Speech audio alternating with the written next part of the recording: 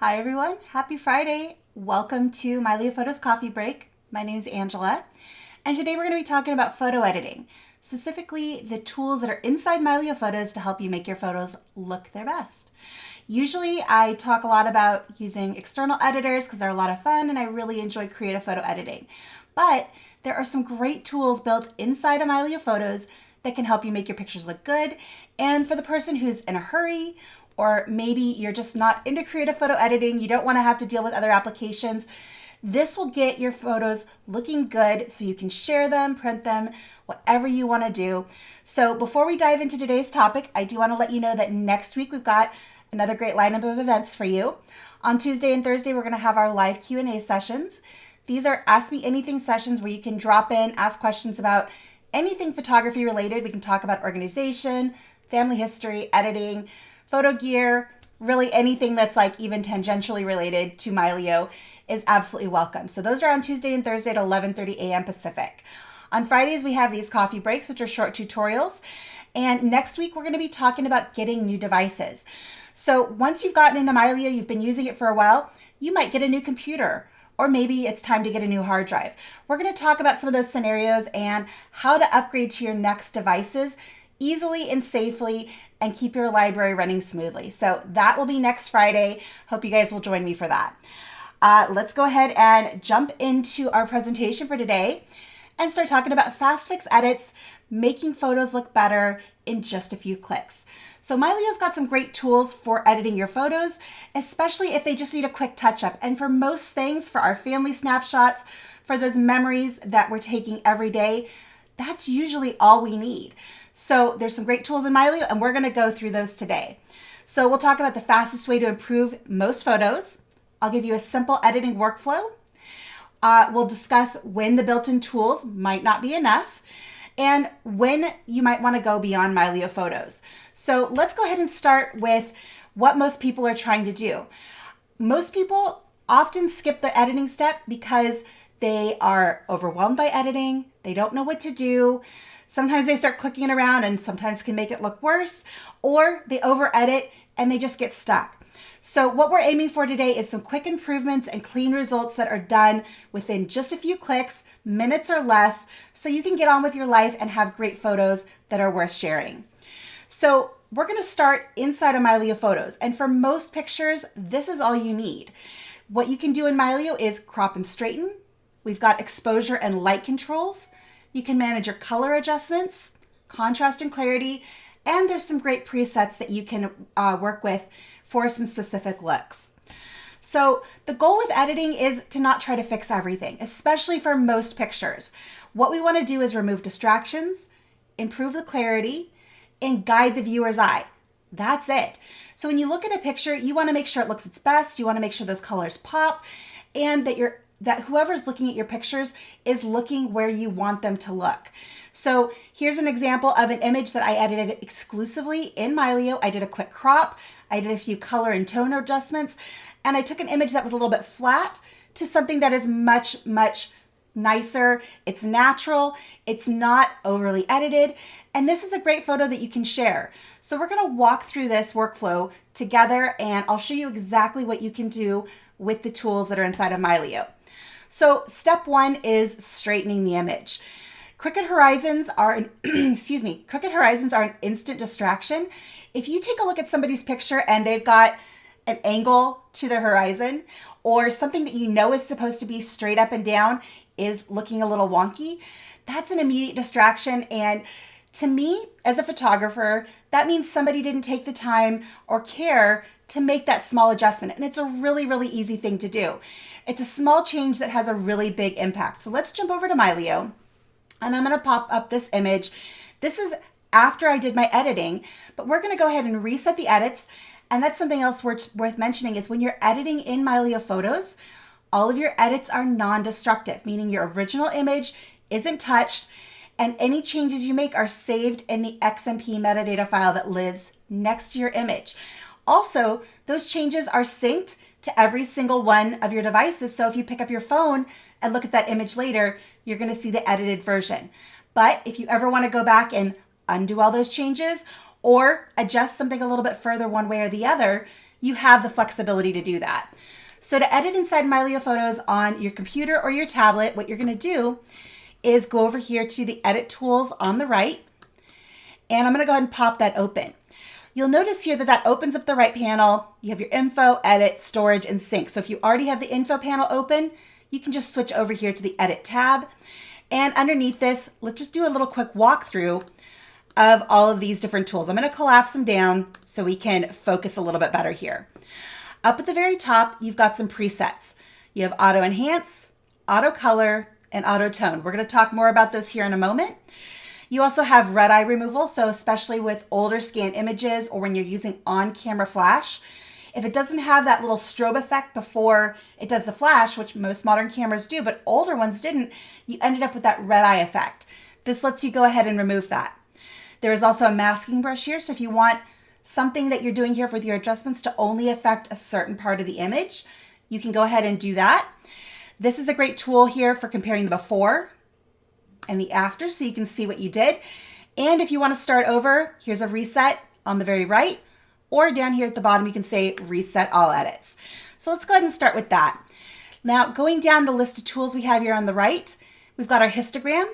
This is a graphical interpretation of the different tones of your images from dark to light. So on the very left-hand side here, you have the left is your shadows, your blacks. And over here on the right is your highlights or the white areas of your image. So this is interpreting and showing where those colors lie. So you can see this big peak here towards the darker side of the image because this image is a little bit underexposed. Next below that, we have our presets. And there are some really fun ones here built into Mylio. If I go ahead and click show more, these are a lot of different looks that you can automatically apply. Now we're not going to go too far into presets today, but you can make your own presets. You can use one of the ones that are here. The ones that I use mostly are going to be the auto color and auto tone, which again are these two little shortcut icons right up here. And those ones are the ones that I rely on personally the most. Let's go ahead and say show less, and I'm going to close that up, close up our histogram, and go down to white balance. This is the color temperature. So when you look at the color of light, sometimes you might notice it's a little bit more yellow, sometimes it's a little bit more blue. And then the tint is when you see a light that's a little bit more pink or green. This is how you control how that renders inside your photograph. Let's go down here to tone. This is essentially the brightness and darkness of the different areas of your picture. You have exposure, contrast, clarity, and so forth. Underneath that, we've got our color, which is where we have vibrance and saturation, or you can convert something to a black and white. If you're scanning old film negatives, you can also invert the negative to a positive. So those are your color changes right there. Below that, we have levels. This is a little bit more advanced. So if you've come from a Photoshop background, you understand what levels are. You can grab this graph here and you can change how Mylio is interpreting where that curve falls. So this is another representation, the same as that histogram up there. And this lets you modify those tones. We're not going to get into levels so much today because we're trying to keep it quick and easy. But if you want to get a little bit more advanced, that is there. One of my favorite creative tools here is the vignette. And this helps you guide the eye. It darkens the edges or brightens the edges if you choose, and just gives you a way to guide the light and shape how the light is hitting your image. Finally, down here at the bottom, we have details. We have sharpening and noise reduction. Personally, I don't think these tools here in Mylio are very powerful. You can use them. They don't do a whole lot. If you need extensive sharpening or noise reduction, there are other third-party tools that I think do a much better job. So I typically will skip this step, but they're there if you need them. And then here under edits is where you can copy and paste. So the really cool thing here is you can edit one image. And if you have many images that are similar, you can copy those edits and then paste it to other images. So you can do batch processing. So that's just a quick overview, but let's go ahead and start with straightening this image. So the one thing that really bothers me about this photo, other than the fact that it's a little dark and a little flat, is this big old saguaro cactus is leaning to the right. And it wasn't leaning like that in real life. So we're gonna fix that. I'm gonna go over here to the very right sidebar, and this is where we have our crop and rotate tool. Inside this tool, there are a few things that you might wanna know about. So of course we have handles here where we can grab the edges and adjust our crop. If you wanna change the rotation, This slider here at the bottom is where we do that. Up here in the upper right, you can flip something horizontally or vertically if you need to, or up and down. So if something is not oriented correctly, you can go ahead and change that. And then if you want to change the aspect ratio of your crop, meaning the shape of that crop, you can do that here. And we'll come to that here in just a second, but let's first start with fixing the rotation and get this cactus so it is straight up and down. And I'm just going to go ahead and grab this slider, and I'm going to move this to the left. And you can see it brings a grid over my image so I can visually line up how that's supposed to look. So you just kind of eyeball it, get it looking straight there. And it's a little hard because this is not exactly a symmetrical object, right? It's like a little wider at the middle, and we're also pointing the camera up a little bit, so there is a little bit of that distortion. So you just have to kind of eyeball it to what feels correct. And I think that is a much better positioning right there. So overall, we've just gone ahead and corrected that one distraction, and this already is a better image. So step 2 is cropping. We're already in the crop tool. So what we're going to do is look around the frame of our image and tighten in around our subject. And in this particular image, the subject are those saguaro cacti and this nice little path that leads you off into this. This was in the Oregon Pipe Cactus National Monument in Arizona. And I was out there late in the day. This is, I believe, at their visitor center and a nature path they have around the visitor center. So what I want to do is just bring this in a little bit tighter on our subject. So I'm going to go ahead down here, my aspect ratio. I want to keep this the same aspect ratio as what came out of my camera, which is a 2:3. So I'm going to go ahead and set that to 2:3. If you have an aspect ratio that you'd like to use all the time, click this little gear for settings and say set as default. Then next time you pull up your crop tool, it will default to the 2:3. So let's go ahead and grab these corners and start bringing this in a little bit. I'm going to go ahead and bring this in a little bit more from there. And I think the positioning here works really well with this line here of the thirds right on top of our cactus. So one of the common compositional guidelines, we call it a rule, but it's really a guideline, is the rule of thirds. And it helps you position where you want different elements in your photograph and generally leads to pleasing results to the eye. So in this particular image, my horizon line is right here on this line here. And I've got this big cactus right here on this line. To me, that feels like a very pleasing composition. So when it's placed how you want it, you can go ahead and hit return on your keyboard or just click done. And now that crop is locked in. So that's the second thing I would do, is crop your image, tighten it in around your subject, make sure elements are positioned in the frame where you want them. Just give that a little bit of refinement, and that's already going to take your image to a much better place. Next up, we're going to fix the exposure. I mentioned earlier that Mylio has a preset called Auto Tone, and it helps you get those tones to a better place. So when you think of that graph that we saw at the beginning, that histogram, it shifts it over a little bit and gets it so it's not clipping highlights on the right and it's not clipping shadows so much on the left. So let me show you how that works. I'm going to go ahead and go in here, and we're going to open up the histogram so you can see that graph. And I'm going to go ahead and click the Auto Tone. And that immediately brightens up my image. It makes it look so much more alive. And that's just a single click. You can go ahead and further refine this if you need to. So I would go here to Tone. I think that did a really good job overall, but I might pull my highlights down a little bit darker. And the shadows look good, and the blacks and whites I think look good. Overall, this image didn't need a whole lot other than that one auto tone. So again, it's up here, this little icon at the top, or if you're under presets, it's right here under presets as well. Either one works, it's the same thing. So that got us a lot closer to where we needed to be. Let's take a look here so far, before and after, and that is just a few easy clicks. So next up, I would do a little bit of color adjustments. And this is going to be your white balance, that temperature of the light. So looking at this particular image, I'm going to go actually up here to our auto color. And I feel like that made that, it did make the colors a little bit more rich, which I like, but it did take away a bit of the warmth. And this was getting towards the end of the day. The light was a bit warmer or more yellow. So let's go ahead and fine tune that. I'm going to go here to the white balance settings. And this temperature slider, you can see it says it's got more of a blue tone here on the left and more of a golden tone on the right. So if I take the slider and I move that to the right, you can see that light getting a little bit richer, a little warmer, and that feels a little bit more like late in the day golden hour. If you feel like it's a little bit green, we have this tint slider, which goes from the green end to the pink magenta end. And we can just nudge that a little over to the right to compensate for it being a little too green. And I think that's a really nice color adjustment there. The other thing we can do is go down to this color section at the bottom, and we can take a look at our saturation and vibrance. These two sliders, I would suggest mostly working with vibrance, and very rarely will you need to work with saturation.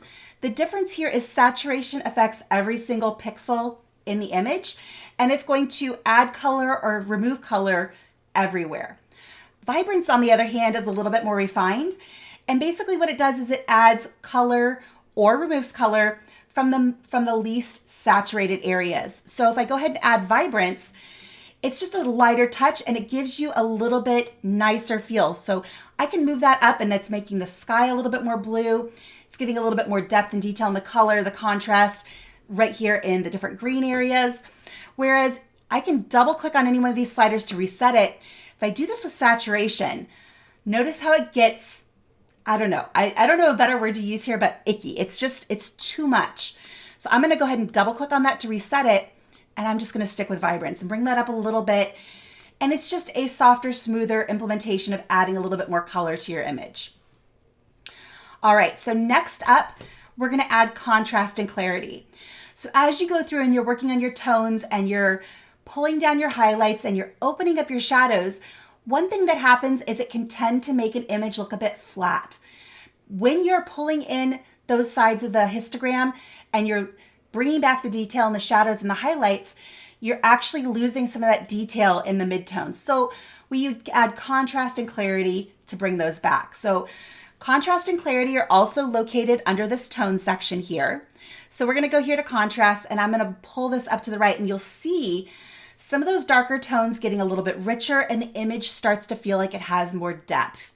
You can pull that up really high if you like, but be careful because it can start to look a little crunchy and a little bit unnatural. But I think a little bit of contrast here really helps the image. Clarity is your mid-tone contrast. So everything that's kind of here in the middle of the histogram, that's the part that clarity is going to affect. And you're going to notice it mostly in the details. So often I'll say zoom in to about 100% and then pull your clarity up. And you're going to see some of those details really start to pop. Now you don't want to take it too far. Again, it's going to start to look unnatural. So just pull it up enough to where you're starting to see those details really come alive and double click and come out. And that's a much better looking image. It just added some depth, it added some dimension, and just gives the image a better feel and balances out some of those earlier corrections we made. All right, so after contrast and clarity, the last step that I like to add, and this is a personal subjective touch, is to add a subtle vignette. A vignette darkens the edges, typically. You can lighten the edges too, but darkens the edges of the image and helps guide where you want your viewer to look. So you're taking some of the distraction from the brightness of the edges and drawing the viewer in to whatever your subject is. We're going to go back to the vignette section. And I have a specific way that I like to use a vignette tool, whether I'm here in Mylio, whether I am in Camera Raw or Lightroom or Luminar. I like to add a really strong vignette so I can see where it's being placed, and then I can adjust it from there, and then I back it off. So I'm going to go ahead and take my vignette slider and I'm going to pull that all the way down to -100. It looks awful right now. It's not going to stay there. Then what we can do is we can adjust the size, so we can bring that down a little smaller if we want. We can adjust the shape of it, and I think making that kind of tall and narrow works really well for this image. I like to bring the feather pretty much all the way up to +100. That just gives a really nice smooth transition from the untouched area out to the darkened edges. If you need to, you can adjust the rotation. And then finally click on Choose Subject, and then click in the middle of the image where you want the middle of that vignette to be. So I think right about there is good. And from there, I'll click Done, and I can then take my amount slider and back that off. Usually around 50%, give or take. is the sweet spot, but you can do a little darker if you want or a little lighter. The goal here with a vignette, like I said, is to help guide your viewer's eye, but you never want someone to look at your picture and go, oh, I can see that you added a vignette. If somebody casually looking at your picture notices the vignette, most cases that probably means you went too far. So just make sure it's subtle and just helps guide the viewer's eye, darkens down the edges, and draws the person looking at your picture into the frame. So that's it. That's where I pretty much will stop with an image like this. And again, we can take a look at our before and our after. And the difference is quite dramatic. It's just a few clicks. I didn't have to do a lot. Most of the heavy lifting was done with the auto tone and the auto color. And so let's go ahead and jump back over here to the presentation. Again, there's the before and after. I think, Mylio has some really great editing tools built in. So unless you need to do heavy creative edits, this does most of what most people want to do. And the cool thing is you can do this on your phone or your tablet as well. And even if you only have the optimized image available on those devices, those edits will still sync to all of your devices. So you have that same raw editing capability in Mylio across all of your devices. So very, very powerful. We did do a coffee break session on editing on phones and tablets. Probably maybe I think it was like September of last year. So make sure you go back and check that out. I talk about where to find all of those controls on a phone because it is a little bit different, but most of those things do exist also on your phone. So this is your 60-second fast fix workflow. Straighten and crop, use the auto tone, and then adjust your exposure, shadows, and highlights if necessary. Click that auto color, then make any little tweaks that you need to white balance and vibrance. Use your contrast and clarity to give it some depth and dimension. And then if you want, add that final touch of the vignette to darken those edges. Let's walk through a couple of additional pictures here and see what we can come up with together. So I'm going to go ahead and pick up this image here. This is, again, same desert, same place, just a little later that evening. And I'm going to go ahead and reset my edit. And you can see it's just kind of flat. You can see the colors are there, but they don't really pop. And this was a really brilliant, beautiful sunset. So I'm going to go ahead and start again by cropping and straightening this out. It's already pretty straight, this one. It might use a little bit of a tweak. There we go. And again, I've got my 2:3 aspect ratio, so I'm going to just go ahead and pull that in. And the goal here is to bring it in a little tighter on your subject. So this Choya is the one is really kind of the subject. It's the brightest thing in the image. And that's what we really want to focus in on. So getting our positioning here, again, on this rule of thirds, it's right here at this crosshairs. I think that's pretty nice for the composition. We can move that around a little bit. And again, our horizon line with the sky, roughly up here with this with this line of the thirds. So again, it's just kind of a balancing act. It's very subjective. These are not hard and fast rules. It's just kind of guidelines to help you get something that looks pleasing to the human eye. From there, I'll click done. And we'll go up here and we'll do our auto tone. And again, that made it look so much better without having to do a whole lot. I might pull down my highlights a little bit more and pull up my shadows. Now, something here we haven't really talked about is with our histogram, there's a tool called the clipping warning. If you click the J key on your keyboard, you'll see it gives you a description here of what it is, or you can also click these little buttons in the corners of the histogram.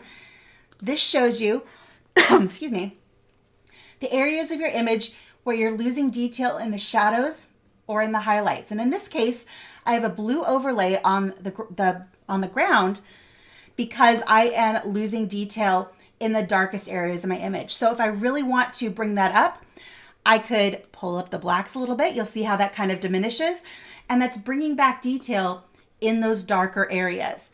And if I had areas that were showing with a red highlight overlay, that would be areas that are losing detail in the highlights, the brightest areas. So I could pull down on the whites or the highlights a little bit more to compensate. To get rid of that overlay, you click the J key again, and that hides that overlay. If you ever accidentally end up with that blue or red splotchiness on your pictures, just know that you probably inadvertently clicked the J key on the keyboard and turned on that clipping warning. So just click the J key again. It goes away. There's nothing wrong with your file. It's not like it's unsupported or corrupted or anything like that. Nothing to be scared of.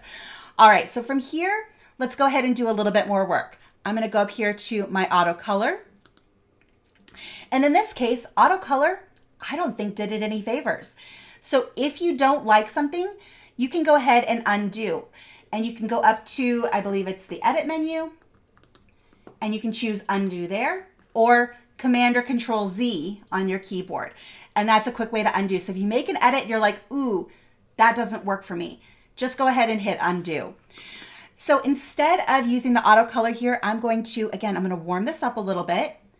You can see it's making that pink in the sky start to pop. I might take the tint a little bit to the right. And then I definitely want to go down here to my vibrance and kick that up. There we go. That's looking really good. So that just kind of made that come alive. Now from here, I'm going to probably add some contrast. And know that by adding contrast, you're darkening up some of those darker areas. So if you turn your clipping warning back on, you will see that coming back and getting dark again. That's okay. What you want to make sure is that your subject matter is still good, and you want the overall image to feel that it has depth and dimension. And don't stress over losing detail in some areas, especially if they're not your subject. So again, we'll pull up the clarity a little bit. There we go. And you know, I might even pull the exposure down a little bit on this just to kind of make that sky come a little bit more alive. And then we'll go ahead and add our vignette.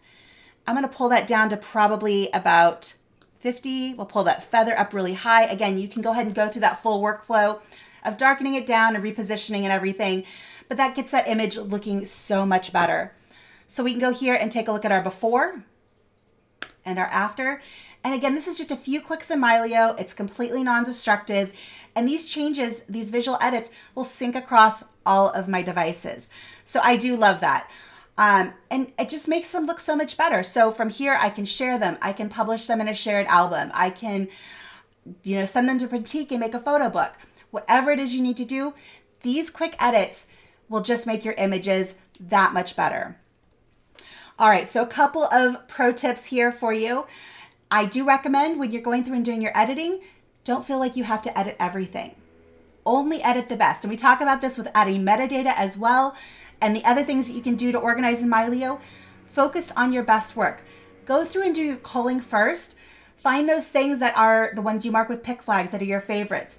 Or maybe you add, you rank them as a 3, 4, or 5 star. Things that you want to share and show people, those are the ones you want to take the time to edit with. You don't want to have to necessarily do it with everything.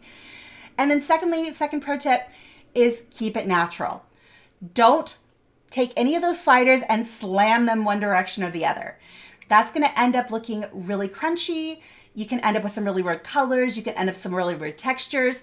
Try to keep it looking natural. And if something doesn't look quite right, just start backing off those sliders a little bit, move them the opposite direction that you moved them initially, and just back it off a little bit. Aim for natural, and you're going to end up with a picture that you're really very proud of. So I talked a little bit earlier about batch editing. You can do batch editing in Mylio. So when you have a batch of images that are similar, so let's say a bunch of pictures from that same desert, I can edit one picture and then copy and paste those edits to other images. And then once I've done that, maybe that gets them 95% of the way there.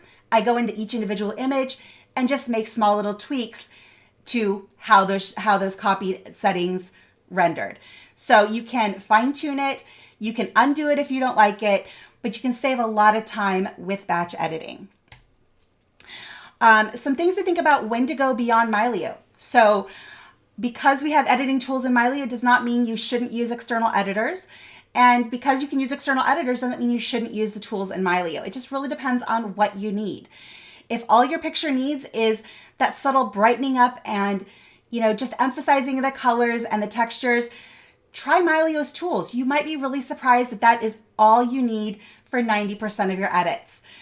If you need to do object removal, so you need to use some sort of generative fill or erase tool, that might be a time to go to a Photoshop or a Luminar or an On1. If you need to do advanced masking, I did mention there is a brush tool inside of Mylio's edit tools. We didn't really go into that today, but you can do some brushing. It doesn't have any edge detection, so it is it's a very basic masking brush. So if you need to do anything heavier, if you want to do anything that's very detailed in adding a certain edit to one area of the image and not to another, that's the time you might want to go to another tool. If you are, say, a portrait photographer and you need to do heavy retouching, you need to do things with skin, you need to do anything that's going to dramatically change the image, that's something else that you might want to do in a third-party editor. And then finally, creative effects, which are some of my favorites. If you want to get very creative with your images and take them to some place that's a little bit maybe beyond photorealistic, or you have a particular vision in mind, there are some amazing tools out there that can take your edits to the next level. But again, for most pictures that you have in your library, your everyday moments, your memories, things like that, you can do all of the editing that you need in Mylio Photos. And then for those one-off cases, that's when you can go ahead and open up another tool. If you need to do that, if you want to open up another tool, go to the photo menu and choose Open With, and you can choose any application that is on your computer. So I can go here to Photo, Open With, and open up any other photo editing application that I have access to. So that opens up the door for a lot of other creative things. You can go to Photoshop, you can go to Affinity, you can go to Pixelmator, you can go to Luminar, On1, whatever it is that you want to use. And you also have the option when you do that, let me just go ahead and choose Photoshop really quick.